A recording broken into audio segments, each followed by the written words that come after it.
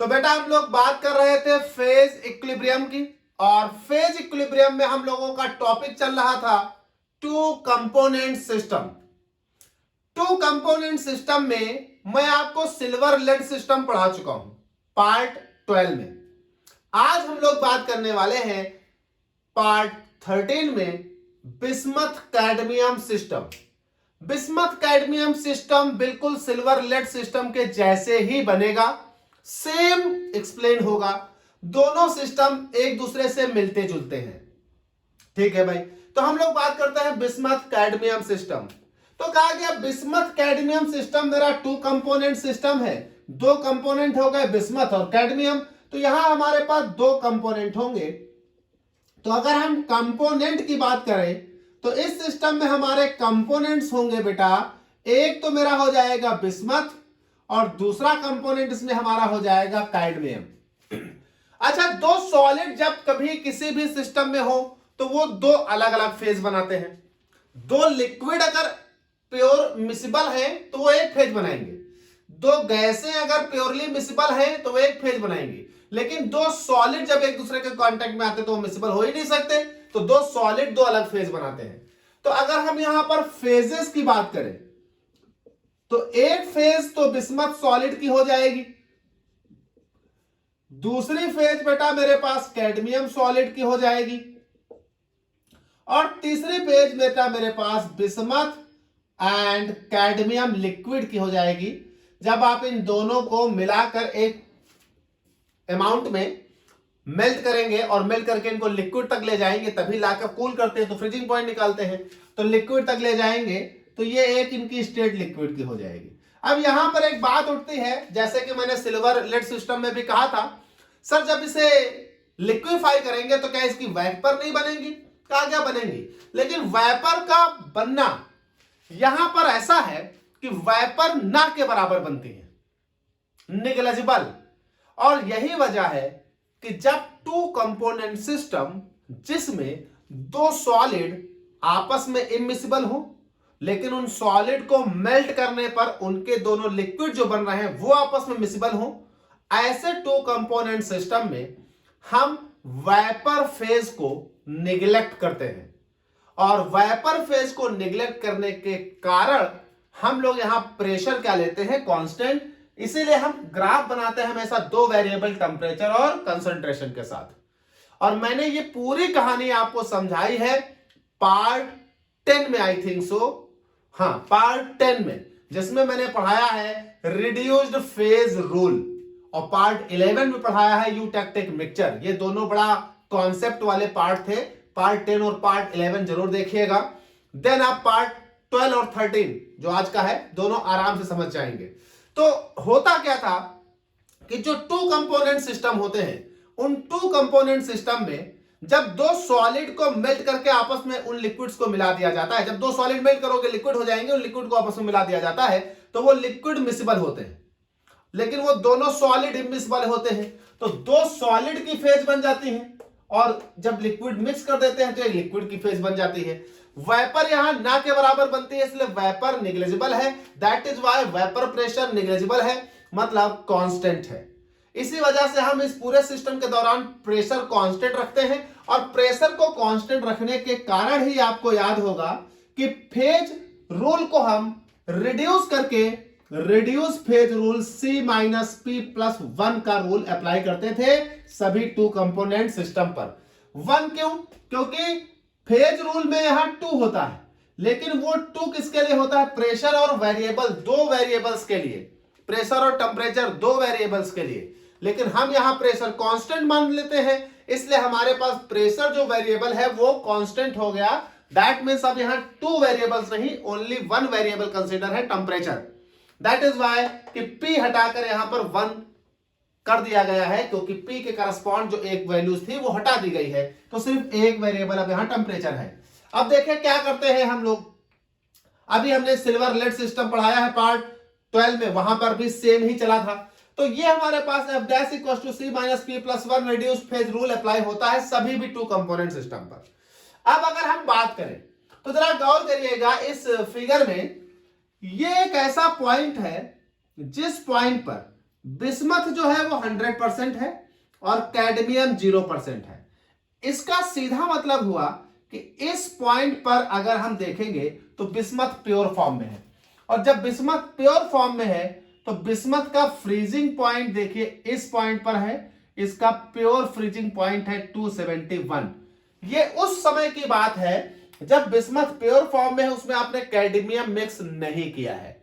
ऐसे ही अगर इस तरफ आ जाइए तो इस पॉइंट पर देखिए, इस पॉइंट पर बिस्मथ 0% है जबकि कैडमियम 100% है। इसका मतलब हुआ कि इस पॉइंट पर 100% कैडमियम मौजूद है। यही वजह है कि इसका accurate freezing point 321 degree centigrade आ रहा है एट दिस पॉइंट।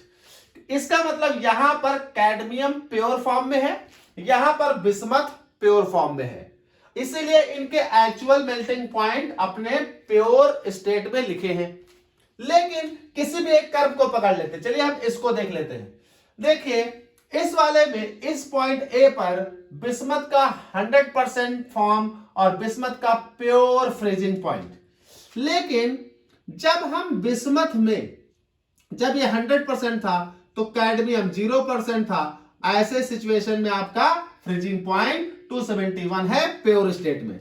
लेकिन जैसे ही हम बिस्मथ का अमाउंट थोड़ा सा घटाएंगे, तो बिस्मथ का अमाउंट घटाएंगे और उस अमाउंट को फुलफिल करने के लिए कैडमियम मिलाएंगे, तो मान लीजिए बिस्मथ अब हमने 90% ले लिया और कैडमियम 10%, तो अब 90% बिस्मथ 10% कैडमियम, यानी हमने बिस्मथ में कैडमियम मिला दिया। तो जब बिस्मथ में कैडमियम मिला दिया तो कैडमियम का अमाउंट बढ़ेगा, प्रतिशत बढ़ेगा। तो एक ग्राफ थोड़ा सा इधर चल कर आइए, मान लीजिए इस पॉइंट पर, मान लीजिए इस पॉइंट पर बिस्मथ 90% है और कैडमियम 10% है। तो अब बात आती है इस पॉइंट पर फ्रीजिंग पॉइंट क्या होगा। तो जरा समझिए, आपको हमने कई बार पढ़ाया है इसी चैप्टर में पिछले पार्ट्स में कि जब आप किसी भी सॉल्वेंट का या किसी भी कंपोनेंट का फ्रीजिंग पॉइंट देखते हैं तो फ्रीजिंग पॉइंट वो पॉइंट होता है जिस पर वो लिक्विड स्टेट से सॉलिड स्टेट में बनने लगे। लेकिन आपने पढ़ा था डिप्रेशन इन फ्रीजिंग पॉइंट, और डिप्रेशन इन फ्रीजिंग पॉइंट क्या होता था और कब आता था। तो किसी भी प्योर कंपोनेंट में जब कोई दूसरा कंपोनेंट मिला दिया जाता है, जैसे कि अगर हम सॉल्यूशन के टर्म में समझें तो जब सॉल्वेंट में सॉल्यूट मिला दिया जाता है तो सॉल्वेंट का एक फ्रीजिंग पॉइंट होता है अपना, लेकिन जब आप उसमें सॉल्यूट मिला देंगे तो सॉल्यूट के मिलाते ही सॉल्वेंट का फ्रीजिंग पॉइंट गिर जाता है, और सॉल्वेंट का जो फ्रीजिंग पॉइंट गिर जाता है, नीचे डाउन कर जाता है, उसी को हम बोलते हैं डिप्रेशन इन फ्रीजिंग पॉइंट। यानी किसी इंप्योरिटी या किसी सॉल्यूट की प्रेजेंस के कारण सॉल्वेंट का फ्रीजिंग पॉइंट कम हो जाता है, डिक्रीज कर जाता है, इसको हम कहते हैं depression in freezing point. Solution वाले चैप्टर में ब्रॉड में पढ़ाया गया होगा और आपने बड़े सारे डेरिवेशन भी किए होंगे इस पर। तो कहने का मतलब यह है कि जब किसी सॉल्वेंट में कोई इंप्योरिटी मिला दोगे, कोई अदर सब्सटेंस मिला दोगे, तो उसका फ्रीजिंग पॉइंट गिर जाएगा। अब देखिए, आप अगर बिस्मथ को 100% मान रहे हो और कैडमियम को 0%, तो इसे आप सॉल्वेंट मान लो, इसे आप सॉल्यूट मान लो। तो जब आपने बिस्मथ में 90% बिस्मथ लेकर उसमें 10% आपने कैडमियम मिलाया, then cadmium behave like a solute, bismuth behave like a solvent. तो जैसे आप कैडमियम मिलाओगे तो कैडमियम मिलाते ही बिस्मथ का फ्रीजिंग पॉइंट गिर जाएगा। तो एक काम करते हैं, 90% ये 10% ये का मिक्सचर बनाकर एक मिक्सचर बनाया और इस मिक्सचर को इतना बॉइल किया कि लिक्विड स्टेट में चला गया, और मान लीजिए लिक्विड का टेम्परेचर यहां है इस वक्त। हम अब इस लिक्विड को कूल करते हैं और इसका फ्रीजिंग पॉइंट देखते हैं। अगर ये प्योर स्टेट में होता तब तो ये यहीं पर फ्रीज कर जाता, इस पॉइंट पर, इस टेम्परेचर पर। लेकिन अब देख रहे हैं इस टेम्परेचर पर ये फ्रीज नहीं कर रहा। क्यों? क्योंकि इसमें कुछ अमाउंट किसका मिला है, कुछ अमाउंट इसका मिला है, किसका, कैडमियम का। अब यहां 90% है बिस्मथ और 10% है कैडमियम, तो इस वजह से इसके फ्रीजिंग पॉइंट में क्या आ गई है, कमी। और अब देखिए फ्रीजिंग पॉइंट यहां आ गया है। पहले ये इसी पॉइंट पर फ्रीज करने लगता अगर ये प्योर होता, लेकिन इसमें आपने कैडमियम मिला दिया। अब इस पॉइंट पर आकर इस लिक्विड से, जो कि बिस्मथ और कैडमियम का लिक्विड है, इस बिस्मथ कैडमियम लिक्विड से इस पॉइंट पर क्या फ्रीज करना शुरू करेगा, अब इस पॉइंट पर फ्रीज करना शुरू करेगा बिस्मथ। जो बिस्मथ आपका सॉल्डिफाई होने लगता कहां, इस टेम्परेचर पर, प्योर स्टेट में इस टेम्परेचर पर ही बिस्मथ के सॉलिड्स बनने लगते। जब बिस्मथ का आपने कंसंट्रेशन 90% किया, कैडमियम 10% किया, यानी उसमें इंप्योरिटी मिलाई, तो उसके फ्रीजिंग पॉइंट में कमी आ गई। ऐसे ही आपको मालूम है जैसे जैसे आप सॉल्वेंट में सॉल्यूट मिलाते जाओगे फ्रीजिंग पॉइंट में कमी आती जाएगी, क्योंकि depression in freezing point delta T F directly proportional था मोलालिटी। क्यों? क्योंकि ये फॉर्मूला पढ़ा था delta T F equal to K F into M. तो जैसे जैसे आप number of moles of solute यानी मोलारिटी बढ़ाते जाओगे, कंसंट्रेशन बढ़ाते जाओगे, सॉल्यूट के अमाउंट को बढ़ाते जाओगे, डिप्रेशन फ्रीजिंग पॉइंट आता जाएगा। तो जैसे जैसे आपने 10% से मान लीजिए 20% कर दिया कैडमियम, तो ये 80% हो गया। जैसे ये हुआ फ्रीजिंग पॉइंट और गिर गया। इस पॉइंट पर अब एक फ्रीज करने लगा बिस्मथ। आपने और बढ़ा दिया, मान लीजिए यहां आपने 70% कर दिया, कौन? बिस्मथ। कैडमियम आपने 30% कर दिया, बेटा फ्रीजिंग पॉइंट इस पॉइंट पर आ गया। तो इसी तरह से जैसे जैसे आप कैडमियम का अमाउंट बढ़ाते जाओगे और बिस्मथ का अमाउंट घटाते जाओगे, बिस्मथ का फ्रीजिंग पॉइंट क्या हो रहा है? गिरता जा रहा है। तो ये आपको ऐसा एक कर्व प्राप्त हो रहा है। ऐसे ही धीरे धीरे कंसंट्रेशन जब आप कैडमियम की बढ़ाते जाओगे बढ़ाते जाओगे बढ़ाते जाओगे, तो एक ऐसी कंसंट्रेशन आएगी जिस कंसंट्रेशन पर एक ऐसा पॉइंट प्राप्त हो जाएगा जिस पॉइंट पर आपको बिस्मथ भी सॉलिड के रूप में प्राप्त होने लगेगा और कैडमियम भी सॉलिड के रूप में प्राप्त होने लगेगा। तो जैसे ही इस ग्राफ में हम टेम्परेचर को घटा रहे थे, कंसंट्रेशन बढ़ा रहे थे, कैडमियम की बढ़ा रहे थे, हमने क्या देखा? एक ऐसा पॉइंट आया इस ग्राफ में जिस पॉइंट पर पहुंचते ही अब बिस्मथ की भी सॉलिड बनना शुरू हो गया और कैडमियम का भी सॉलिड बनना शुरू हो गया। इस पॉइंट के ऊपर सिर्फ और सिर्फ कौन सॉलिड बन रहा था? सिर्फ बिस्मथ ही सॉलिड बन रहा था, कैडमियम सॉलिडिफाई नहीं हो रहा था। लेकिन इस पॉइंट पर पहुंचते ही बिस्मथ के भी सॉलिड बनने लगे, कैडमियम के भी सॉलिड बनने लगे। और यूटेक्टिक मिक्सचर के ग्राफ के समझाने के दौरान मैंने आपको समझाया था कि ऐसा पॉइंट जिस पॉइंट पर दोनों कंपोनेंट के सॉलिड बनने लगे, जिस पॉइंट पर दोनों कंपोनेंट के सॉलिड बनने लगे, उस पॉइंट को हम कहते हैं यूटेक्टिक पॉइंट। Eutectic point. तो ये जो पॉइंट है O, इस पॉइंट को हम कहेंगे यूटेक्टिक पॉइंट। और इस पॉइंट पर जो भी टेम्परेचर रहेगा उस टेम्परेचर को हम बोलेंगे यूटेक्टिक टेम्परेचर। और इस पॉइंट पर हमारे दोनों कंपोनेंट की जो कंसंट्रेशन रहेगी, जैसे यहां पर बिस्मथ की कंसंट्रेशन 60%, कैडमियम की कंसंट्रेशन 40%, इस कंसंट्रेशन को हम कहेंगे यूटेक्टिक मिक्सचर। जब इस कंसंट्रेशन का बिस्मथ और कैडमियम का मिक्सचर होगा तो यह कहलाएगा यूटेक्टिक मिक्सचर। अच्छा, ऐसे ही आपको वहां से प्राप्त होगा। अगर आप बी वाले में देखिए, बी वाले कर्व में ऐसे आते, जैसे अब यहां कैडमियम 100%, बिस्मथ 0, फ्रीजिंग पॉइंट इस पॉइंट पर। जैसे ही आप कैडमियम में बिस्मथ का अमाउंट बढ़ाओगे तो क्या होगा? बिस्मथ का अमाउंट बढ़ाते ही कैडमियम के फ्रीजिंग पॉइंट में आप देखिए कमी आएगी। पहले यहां फ्रीजिंग पॉइंट था, अब यहां और अमाउंट बढ़ाओगे और फ्रीजिंग पॉइंट में कमी आएगी। तो फ्रीजिंग पॉइंट उसका भी घटता जाएगा। घटते घटते एक टाइम ऐसा आएगा जब इस पॉइंट पर पहुंचते ही दोनों का फ्रीजिंग पॉइंट मिल जाएगा, आपको सेम मिल जाएगा, दोनों फ्रीज करने लगेंगे। उसी पॉइंट को हम क्या बोलेंगे? Eutectic point. और इस यूटेक्टिक पॉइंट पर जो टेम्परेचर हो वो यूटेक्टिक टेम्परेचर, और जो कंसंट्रेशन का रेशियो है ये कंसंट्रेशन कहला रही है यूटेक्टिक मिक्सचर। अगर इस कंसंट्रेशन में कैडमियम और बिस्मथ को मिला दिया जाए तो बन जाएगा यूटेक्टिक मिक्सचर। चलिए जरा हम लोग डिग्री ऑफ फ्रीडम समझ लेते हैं, किस फेज में कहां क्या कितनी डिग्री ऑफ फ्रीडम और कितने फेज पाए जा रहे हैं। तो जरा समझिए, अगर हम इसमें कहीं पर कोई पॉइंट ले ले तो हम बहुत सारे पॉइंट ले लेते हैं।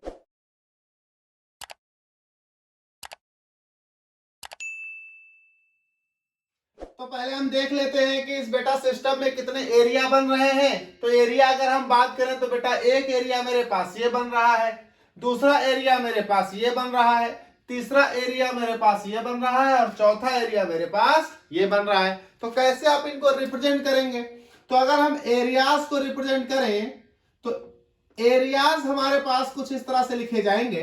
पहला एरिया लिखा जाएगा ए ओ बी, यानी ये ऊपर का एरिया रिप्रेजेंट किया जाएगा ए ओ बी। तो ये मेरे पास एक एरिया बन रहा है ए ओ बी।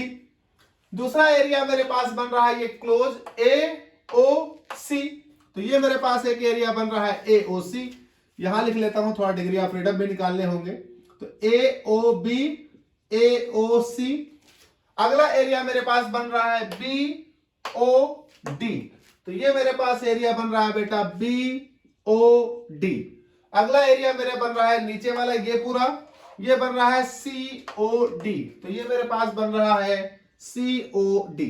अगर हम इनकी डिग्री ऑफ फ्रीडम निकालें तो जरा समझिएगा, डिग्री ऑफ फ्रीडम का फॉर्मूला होता है F dash equal to C minus P plus 1। तो जरा हम इस ए ओ बी कर्व में, ए ओ बी कर्व में इस पूरे एरिया में कहीं पर भी एक कोई पॉइंट ले लें। मान लीजिए हम यहां एक पॉइंट ले लेते हैं, तो इस पॉइंट पर हमें क्या प्राप्त होगा? इस पॉइंट पर हमें बेटा सिर्फ लिक्विड प्राप्त होगा, क्योंकि इस कर्व के ऊपर यहां पूरा लिक्विड है, इस कर्व के ऊपर यहां भी पूरा लिक्विड है। तो ये भी लिक्विड, ये भी लिक्विड, ये सब पूरा liquid. There is only one phase, that is the liquid. Bismuth भी लिक्विड है, कैडमियम भी लिक्विड है, और दो मिसिबल लिक्विड आपस में अगर मिला दो तो एक ही फेज बनाते हैं। तो यहां पर एक ही फेज है। इसका मतलब यहां कंपोनेंट तो दो होने हैं, बिस्मथ और कैडमियम, यानी 2, लेकिन फेज कितनी होनी है? 1। तो +1, तो C माइनस P यानी कंपोनेंट माइनस फेज +1, तो 2 माइनस 1 प्लस 1, यानी आपके पास क्या आ जाना है? 1। 1 से 1 कैंसिल आउट, 2, 1 से 1 कैंसिल आउट होगा, आएगा 2, यानी डिग्री ऑफ फ्रीडम तुम्हारी आ रही है यहां पर 2। यानी इस कहीं पर भी कोई पॉइंट लोगे यहां पर डिग्री ऑफ फ्रीडम आएगी 2। ए ओ सी में अगर कोई पॉइंट ले लें कहीं पर, मान लीजिए कहीं पर भी आप कोई पॉइंट लेंगे तो उस पॉइंट पर दो फेज होंगे। कौन कौन सी फेज? इस कर्व पर कोई भी पॉइंट अगर लो तो उस कर्व पर बिस्मथ क्या हो रहा है? सॉलिडिफाई हो रहा है। तो बिस्मथ सॉलिडिफाई हो रहा है, तो यहां बिस्मथ तो सॉलिड होगा, साथ ही साथ उसमें बिस्मथ कैडमियम लिक्विड था, कैडमियम सॉलिडिफाई नहीं हो रहा।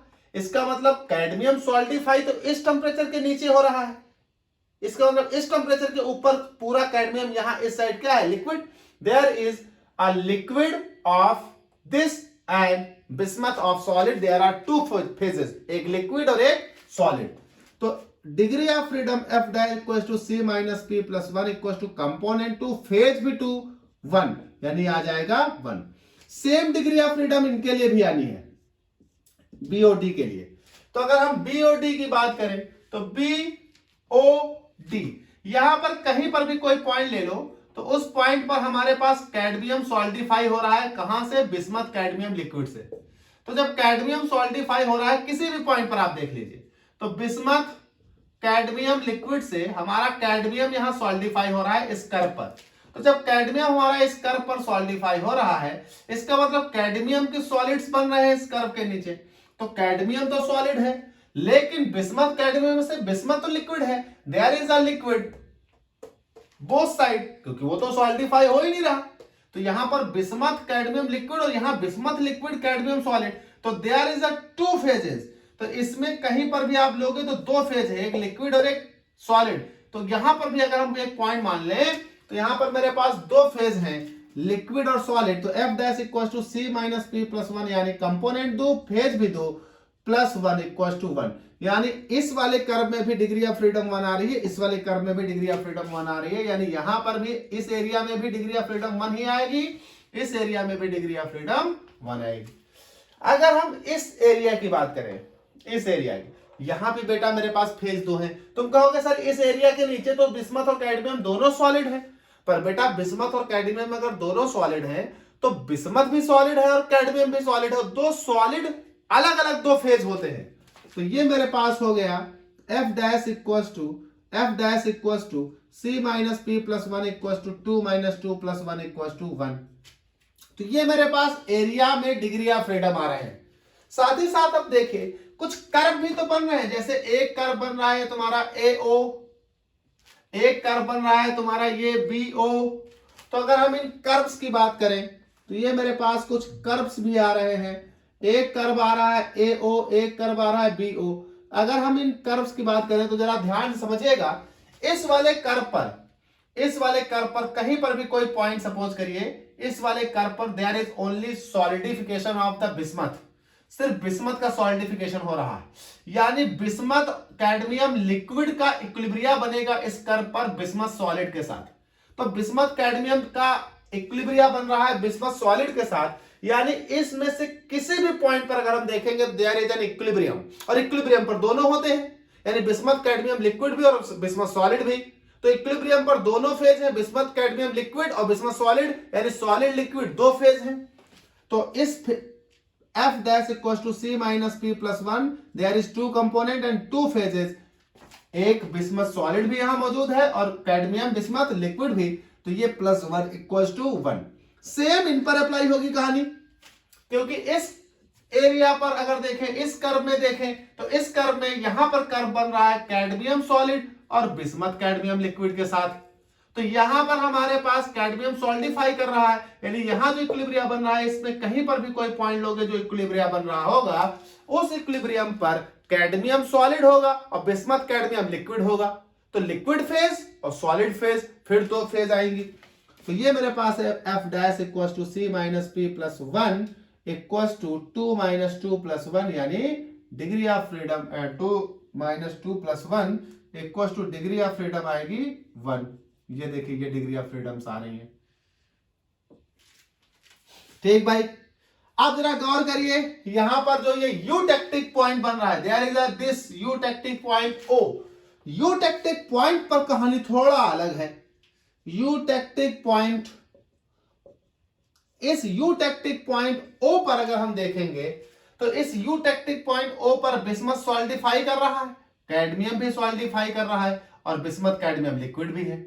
तो यहां तीन फेज हैं, एक तो बिस्मथ कैडमियम लिक्विड, उन दोनों लिक्विड को मिलाकर जो बिस्मथ कैडमियम लिक्विड बनेगा वो एक फेज होगा, क्योंकि अगर दो मिसबल लिक्विड हो तो एक फेज होता है, लेकिन दो सॉलिड हो तो वो दो फेज होते हैं। तो इस पॉइंट पर बिस्मथ सॉलिड एक फेज, कैडमियम सॉलिड दूसरी फेज और बिस्मथ कैडमियम लिक्विड तीसरी फेज, यानी तीन फेज हैं। तो degree of freedom F dash equals to C minus P plus 1 equals to 2 component 3 phase plus 1 equals to 0 आएगा, यानी यूटेक्टिक पॉइंट पर आपका डिग्री ऑफ फ्रीडम आ रहा है 0।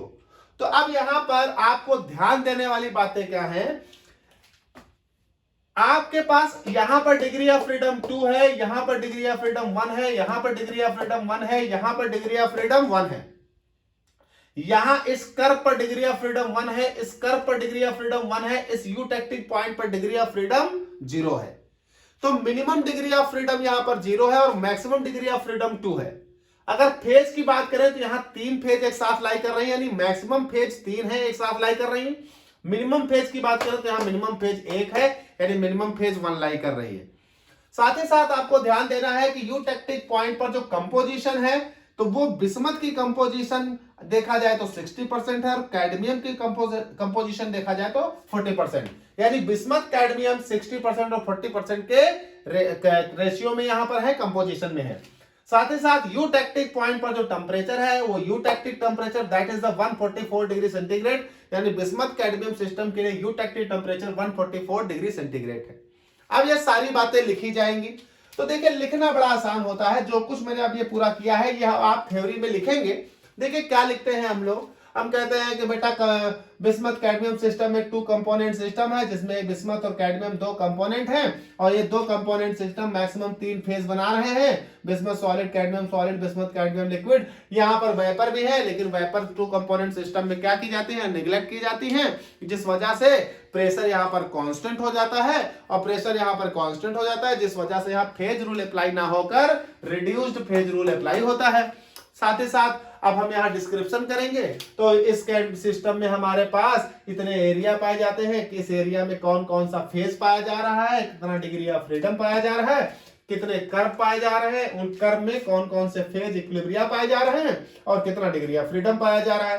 साथ ही साथ जो यूटेक्टिक पॉइंट है उस यूटेक्टिक पॉइंट पर कितने फेज पाए जा रहे हैं और कितना डिग्री ऑफ फ्रीडम पाया जा रहा है। साथ ही साथ यूटेक्टिक टेम्परेचर कितना है, यूटेक्टिक कंपोजिशन कितना है, तो ये आपके पास हो जाता है बिस्मथ कैडमियम सिस्टम। नेक्स्ट हम लोग बात करेंगे पार्ट 14 में।